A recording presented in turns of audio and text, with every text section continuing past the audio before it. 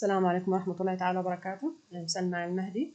Welcome to our second lecture titled Electron Transport Chain and Oxidative Phosphorylation. Our objectives today are to define biologic oxidation, to differentiate between two types of phosphorylation that are substrate level phosphorylation and oxidative phosphorylation, to describe the structure and function of the electron transport chain and how electrons are passed through it, to discuss the chemoosmotic theory, describe ATP production by ATP synthase, to identify main inhibitors of the electron transport chain and their site of action, and to list some of the mitochondrial disorders that are relevant to the electron transport chain. At the cellular level, respiration is the biochemical process of releasing the energy contained within the chemical bonds of food molecules and use it to generate ATP. Another way of saying that is that it is a process by which cells derive energy in the form of ATP from the controlled reaction of hydrogen with oxygen to form water, and that is why life is dependent on oxygen. We eat food, it will be digested and absorbed, and finally will be available as acyl glycerols from lipids, glucose from carbohydrates, amino acid of course from proteins, which will be metabolized through different pathways with the final generation of heat-reducing equivalents, which will pass through the electron transport chain until the very last step in which oxygen is reduced to water.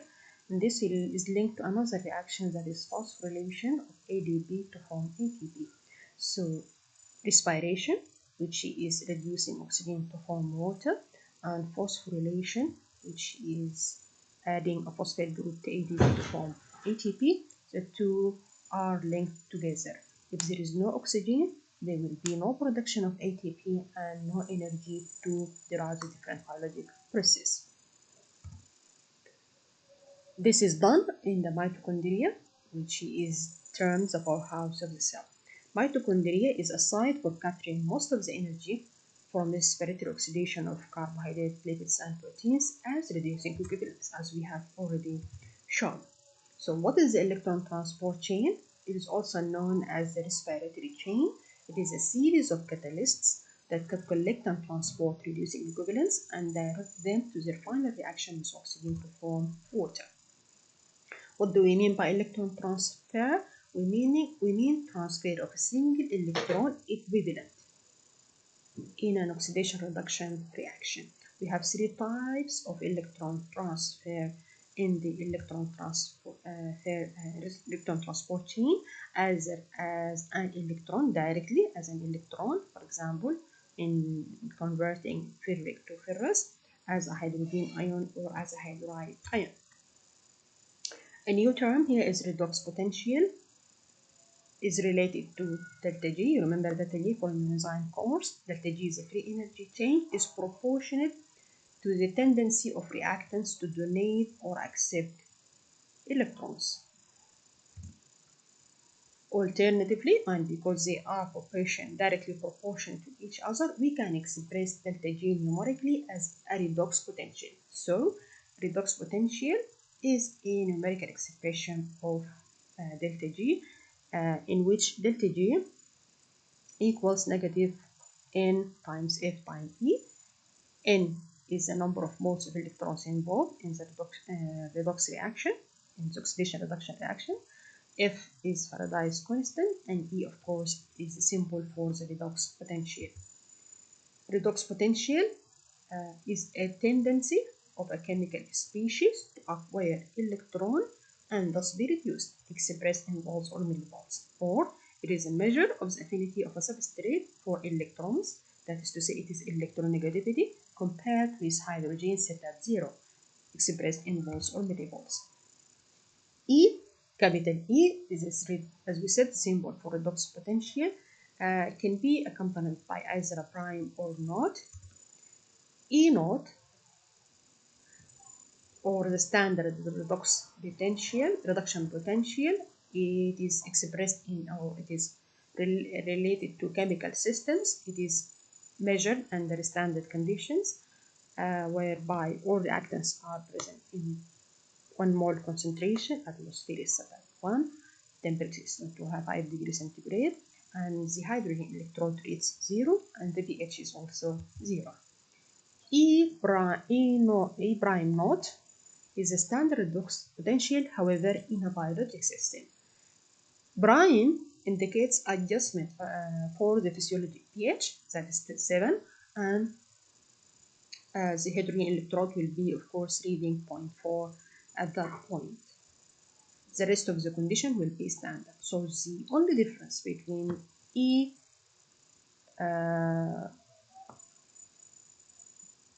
naught and E prime naught between the chemical and the biologic system is, in the biologic system you need to adjust for the pH of 7, and the hydrogen electrode will be reading 0.42 instead of 0. In the electron transport chain, the members are arranged side by side according to their redox potential, and electrons will be flowing spontaneously from the more negative to the more positive at a span of 1.1 millivolt approximately.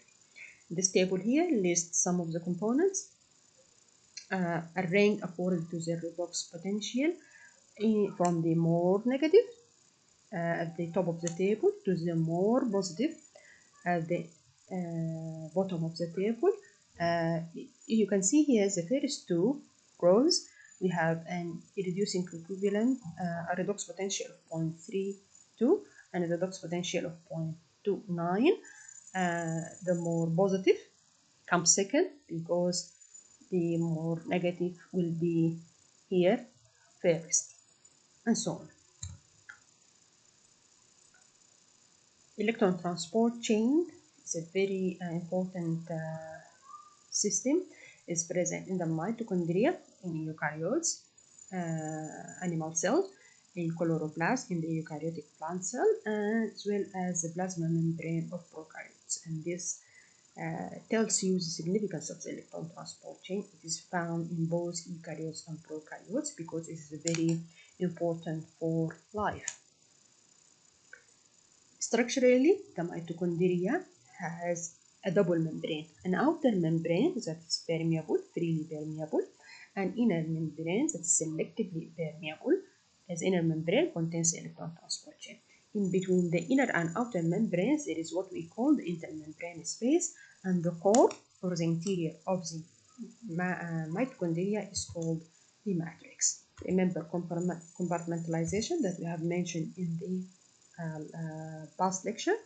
This is a mitochondria, and this is a section that shows here the two inner and outer membranes.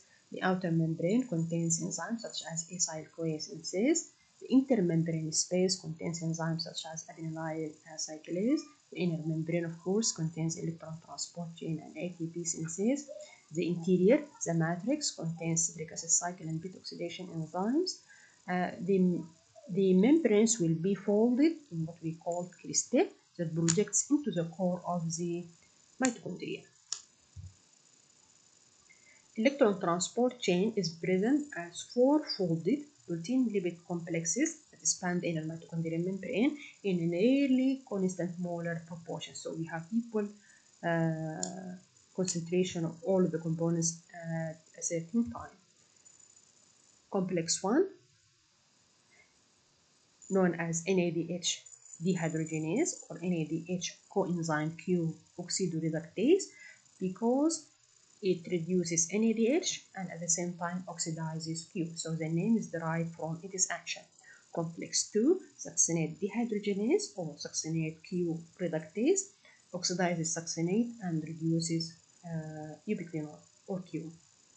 Complex 3, cytochrome PC1 complex, it is a cytochrome B plus cytochrome C1, is also called ubiquinol cytochrome C oxidoreductase. And complex 4 is cytochrome C oxidase or cytochrome AA3, or also known as cytochrome C oxygen oxidoreductase, because it reduces cytochrome C and at the same time reduces oxygen to water. And these are the four complexes. The two new components here are ubiquinone and cytochrome. We will briefly discuss them.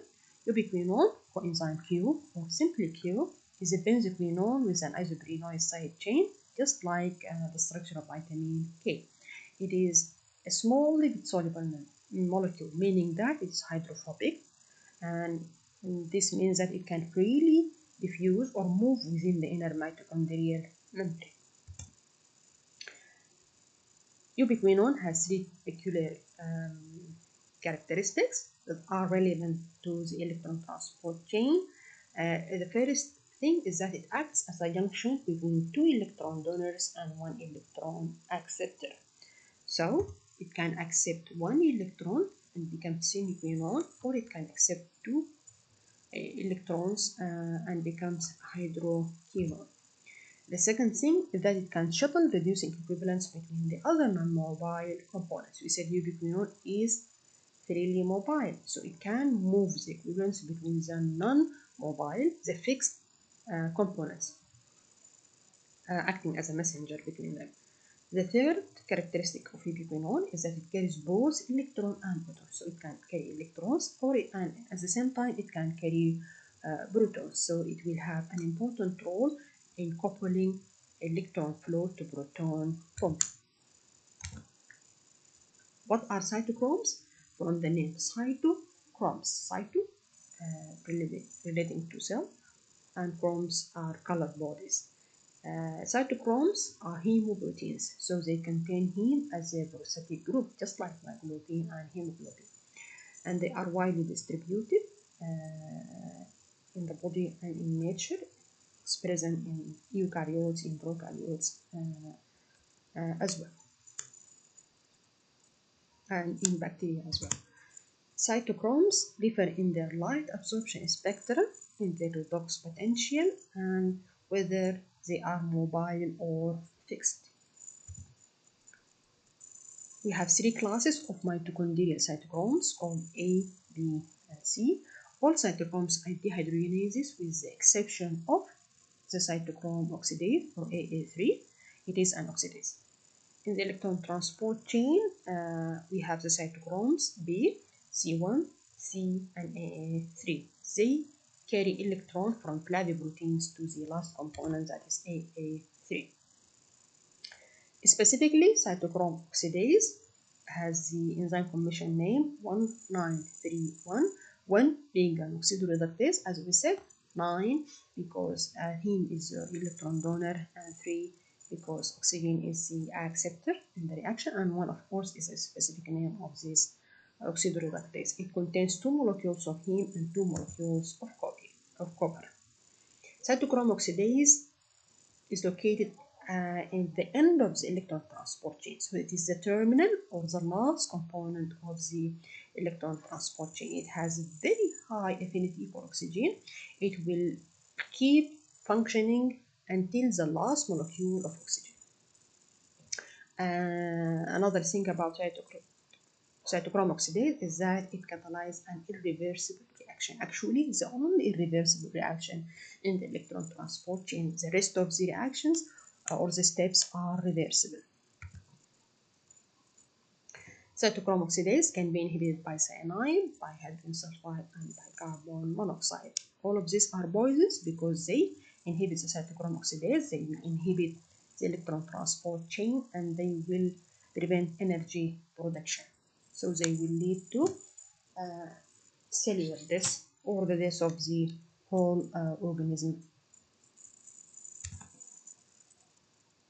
For electrons to gain entry into the electron transport chain, they do so as 13 collecting points, either directly through the NAD linked dehydrogenases, or with prior involvement of lipid and flaviproteins, or the more reduced, the components that has a more negative redox potential will enter through other flaviproteins. FB here refers to flaviprotein. How does the electron transport chain operates? It starts with complex 1. Complex 1 accepts electrons and passes them to ubiquinone or Q. Complex 2 also receives electrons and passes them to Q. Q then passes the electrons to complex 3, which passes them to cytochrome C.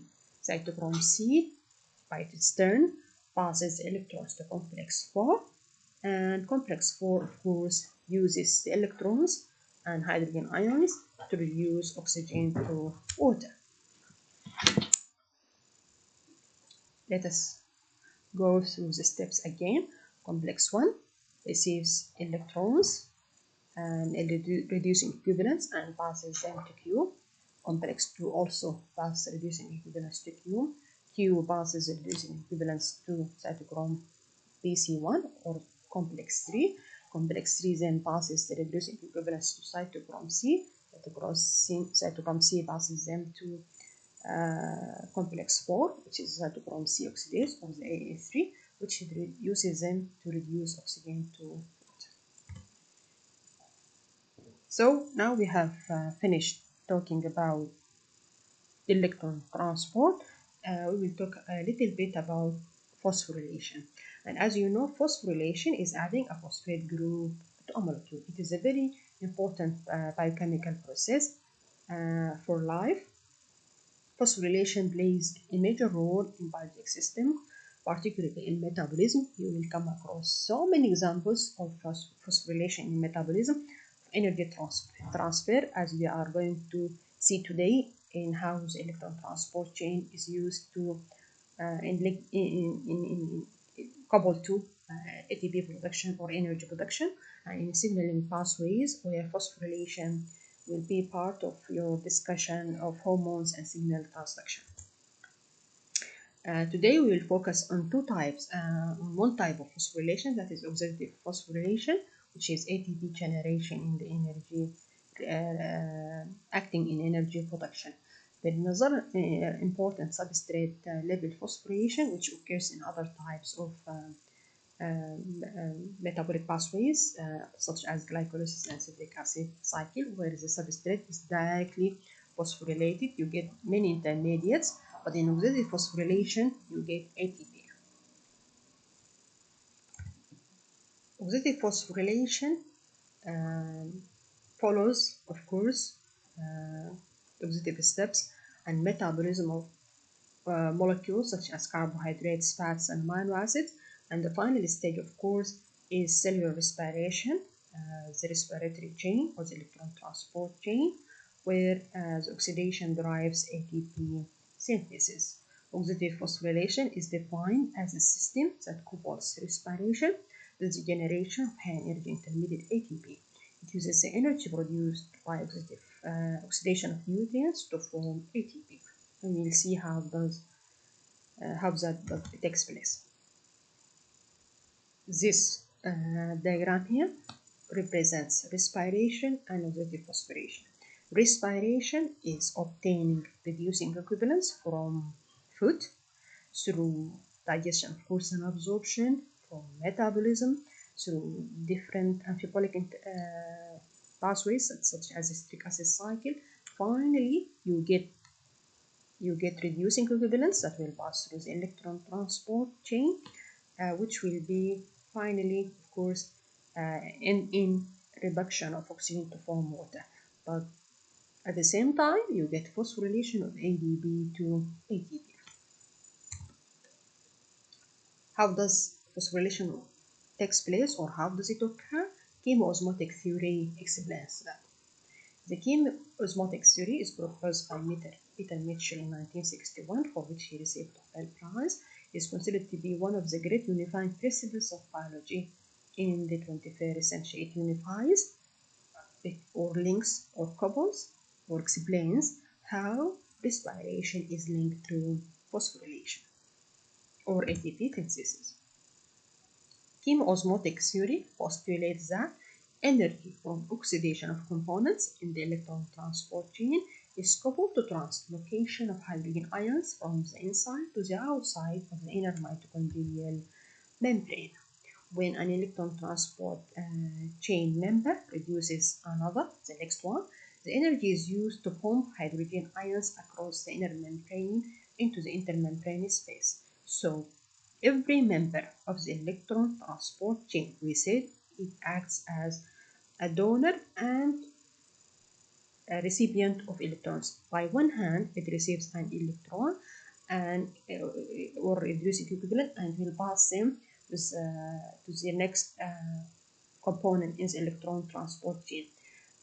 Simultaneously, as this process of electron transport or equivalent reduced equivalence transport, at the same time, the component is pumping hydrogen ions from the inside to the outside of the inner membrane space. So each member of the electron transport chain has dual actions. One action is to transport or transfer reducing equivalents across the electron transport chain, and the second action or function is to pump hydrogen ions from inside to the outside of the inner mitochondrial membrane. You can think of electron transport as an exergonic reaction that is coupled to the endergonic action of pumping electrons. Energy is used to reduce the next component of the electron transport chain and to pump protons to the outside. Remember what we have said in the last lecture, that endergonic reactions need to be coupled to exergonic reaction to provide the required energy, otherwise endergonic reaction cannot take place on their own unless they are coupled to another exergonic reaction. And because the inner mitochondrial membrane is impermeable to ions, remember we said the outer membrane of the mitochondria is freely permeable, while the inner mitochondrial membrane is impermeable to ions. They pass out. For example, here is complex 1. It acts as electron transfer. It transfers reduced equivalents from N-leg dehydrogenase to Q, and at the same time it pumps hydrogen from inside of the mitochondrial membrane to the intermembrane space. Likewise, complex 3 and complex 4. Pumping of hydrogen ions from inside to the outside of the inner mitochondrial membrane accumulates hydrogen ions or protons in this intermembrane space. They will be much higher in the intermembrane space compared with the inner mitochondrial matrix, and this will create a difference between the two compartments, an electrochemical gradient. The asymmetric distribution of hydrogen ions creates an electrochemical gradient, and this gradient will push hydrogen ions back into the mitochondrial membrane, however, through the ATP synthase like a dam. So the complexes 1, 3, and 4 transfer reducing equivalent from the more positive to the more negative until the end of the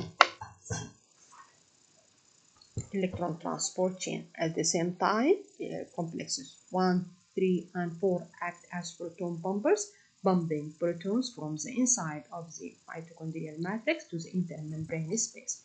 Collection of protons in the intermembrane space create an electrochemical gradient or difference between the intermembrane space and the mitochondrial matrix. This difference, potential difference, will push protons back into the inside of the matrix, however, through the ATP synthesis. So protons will get out from the mitochondrial matrix or inner part of the mitochondria to the intermembrane space through complex 1, 3, 4 of the electron transport chain, and they will get back again to the inside or in a reverse movement through the ATP synthesis. The electrochemical gradient can be likened to accumulation of water, large amount of water in a dam. Certain gates will be open, and the rushing of water through these open gates will operate turbines and generators to generate electricity. Likewise, the generator represents our ATP system. You can see the general resemblance. A generator and the ATP synthesis. An electric generator, the water is the one that is responsible for turning on the turbines, and then will generate an electrical current eventually. So the mechanical energy of flowing water converted to mechanical energy will generate electricity. The ATP synthase also acts as a rotatory motor. The protons, the movement of protons through the ATP synthase will operate the ATP, will move it like the generator moves by water. However, here we have conversion of chemical energy to electrochemical to potential. Chemical energy is, of course, is converted to an electrochemical gradient difference or potential that will form ATP. Structurally, ATP synthase has three main parts. It has so many parts, but the most important one for you today are the F0 subcomplex, this one here, the gamma subunit, and the F1 subcomplex. F0 subcomplex is a disk of repeating C protein units or subunits. It projects into the matrix and can rotate, so it can move. The gamma subunit assumes the form of a bent axis, so it is bent, and it is attached to the C disk and as well as to the F1 complex. So the gamma subunit links the F0 subcomplex to the F1 subcomplex. The F1 subcomplex consists of 3 alpha and 3 beta subunits. So in a total it has 6 subunits, 3 alphas and 3 betas. It projects into the matrix. This is the most interior part of the ATP synthase and does not rotate. How does the ATP synthase operate? Protons will pass through the disk of the C units like water passes through the gates of the dam. Both the C disk and the gamma subunit will rotate. ADP and inorganic phosphate are taken sequentially by the beta subunits of the F1 subcomplex. The rotating gamma subunit then will squeeze and change the conformation of each beta subunit. In turn, an ATP will be expelled from the ATP synthase. For each turn of an ATP synthase complex, 3 ATPs will be generated. Check this video, which gives the nice details about how does the ATP synthase operate. When we discuss each metabolic pathway, we will discuss how it is controlled or regulated. The respiratory chain has a weak and rather simple metabolic control. It depends on the presence of the electrochemical gradient. As long as the electrochemical gradient is there, there will be inhibition of the flow of the reducing equivalence through the electron transport chain. So when there is electrochemical gradient, when there is a lot of protons in the intermembrane space, electron transport chain will be inactive. When all the protons are used through the ATP synthase to synthesize ATP, the electrochemical gradient will be diminished, and this will allow the electron transport chain to operate. So, ATP synthesis and electron transfer does not occur at the same time. When you get operation of when ATP synthase is active and is synthesizing ATP, this at the same time electron transport chain will be inactive or stopped. When the protons are no longer present and there is no electrochemical gradient potential difference, ATP synthase will stop. The electron transport chain then will operate and start to transfer electron equivalents through its component up to the last step.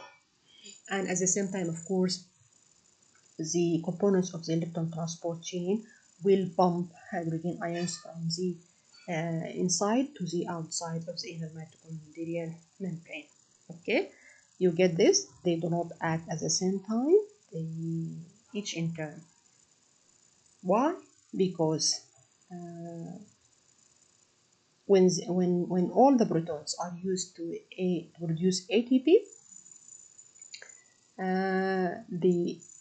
this will diminish the gradient, and this will tell the electron transport chain that there is no protons. Please move and produce and provide us with protons. So the electron transport chain will act by moving the reducing equivalents along it to produce proton or to pump protons across the inner mitochondrial membrane to replace what is lost and to build again as electrochemical gradient. Check this video that illustrates the action and the role of and how the electron transport chain or the respiratory chain is controlled.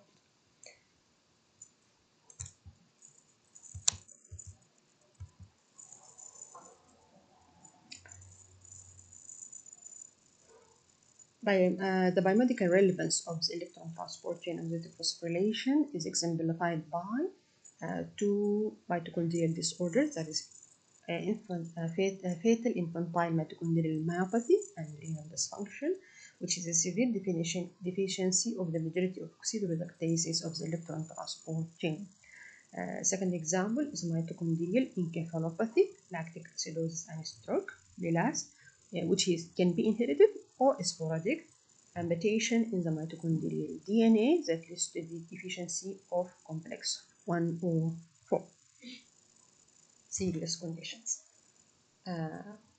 Inhibitors of the electron transport chain, we have inhibitors of the electron transport chain itself, we have inhibitors of oxidative phosphorylation, and we have uncouplers. Examples of inhibitors of electron transport chain, for example, partiturates, rotenone and pyridine A, inhibit the first complex, that's NAD-linked dehydrogenases. Malonate acts as a competitive inhibitor, that's 6-succinate dehydrogenase, so it inhibits complex 2. Antimycin A, dimercaborol, exerts the inhibition action between cytochrome P and C. And as we said, cytochrome oxidase is inhibited by hydrogen sulfide, carbon dioxide, and cyanide. Inhibitors of oxidative phosphorylation are atractyloside and oligomycin. Oligomycin specifically inhibits ATP synthase, while atractyloside inhibits transporters of ADP and ATP. Uncouplers mean they uncouple respiration from oxidation. We said they are linked together because respiration, our respiratory chain provides the protons, and the proton operates ATP for ATPase for the ATP synthesis. So when you uncouple them, when respiration proceeds in a way and phosphorylation proceeds in a different way, they are not linked together, they are no longer controlled, you get abolishment of the electrochemical gradient, and this can be done by DNB, dinitrophenol, FCCB, carbonyl, cyanide, B, trifluoromethoxyphenyl hydrazone, and valinomycin. And this is a figure that represents the site of action of inhibitors and couplers. Thank you very much. See you in the next lecture.